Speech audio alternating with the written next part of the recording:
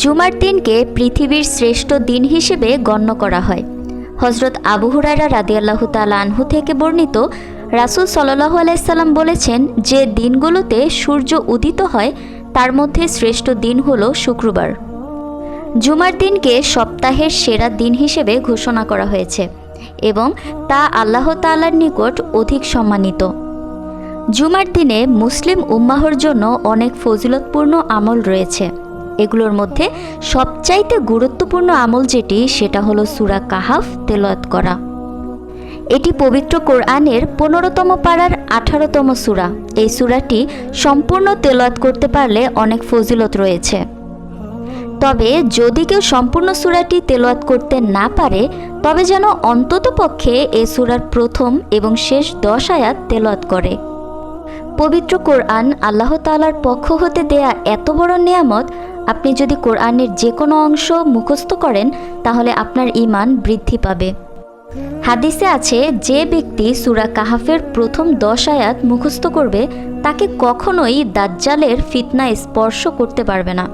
সে দাজ্জালের ফিতনা থেকে মুক্তি পাবে। রাসূল সাল্লাল্লাহু আলাইহি সাল্লাম সূরা কাহাফের প্রথম 10টি আয়াত মুখস্থ করতে বলেছেন, যেখানে ইসলামের মৌলিক কয়েকটি বিষয়ের কথা বলা হয়েছে।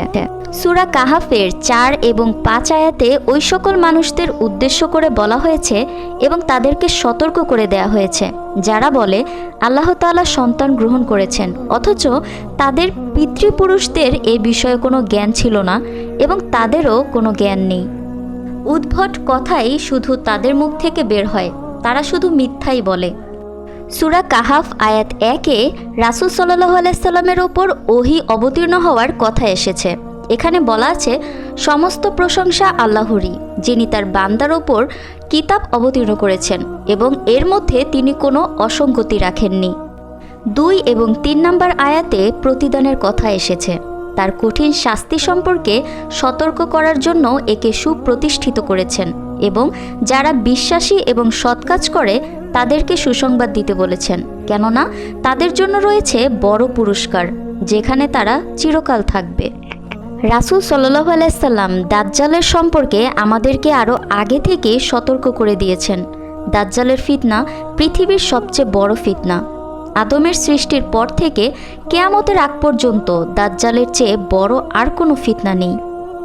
আমরা এখন জানব সূরা কাহাফ পাঠ করলে কি কি ফজিলত হতে পারে। যে ব্যক্তি এক জুমায় সূরা কাহাফ পড়বে তার ঈমানের নূর এ জুমা হতে আগামী জুমাহ পর্যন্ত চমকাতে থাকবে। মুসলিম এবং মিশকাতে বর্ণিত আছে, যে ব্যক্তি সূরা কাহাফের প্রথম 10 আয়াত মুখস্থ করবে তাকে দাজ্জালের অনিষ্ট হতে নিরাপদে রাখা হবে। যে ব্যক্তি সূরা কাহাফ প্রতি জুমায় পাঠ করবে, কিয়ামতের দিন তার জন্যে এমন একটি নূর তৈরি হবে যা তার অবস্থানের জায়গা থেকে মক্কা পর্যন্ত আলোকিত করে দিবে। আর যে ব্যক্তি সূরা কাহাফের শেষ 10 আয়াত পাঠ করবে, সে জীবিত থাকাকালীন দাজ্জালের আগমন হলেও সে তার কোনো ক্ষতি করতে পারবে না। সূরা কাহাফ পাঠ করলে কিয়ামতের সময় পাঠকৃত ব্যক্তির পায়ের নিচ থেকে আকাশের মেঘমালা পর্যন্ত নূর আলোকিত হবে এবং 2 জুমার মধ্যবর্তী গুনাহ মাফ হবে। একদিন এক ব্যক্তি সূরা কাহাফ পড়ছিলেন, তখন তিনি আকাশের দিকে তাকিয়ে দেখলেন একখণ্ড মেঘ তাকে ঘিরে রেখেছে। তখন লোকটি এই বিষয়টি রাসূল সাল্লাল্লাহু আলাইহি সাল্লামকে বললেন। এরপর তিনি লোকটিকে বললেন, তুমি সূরাটি পড়তে থাকো, কারণ এটি ছিল আল্লাহর রহমত।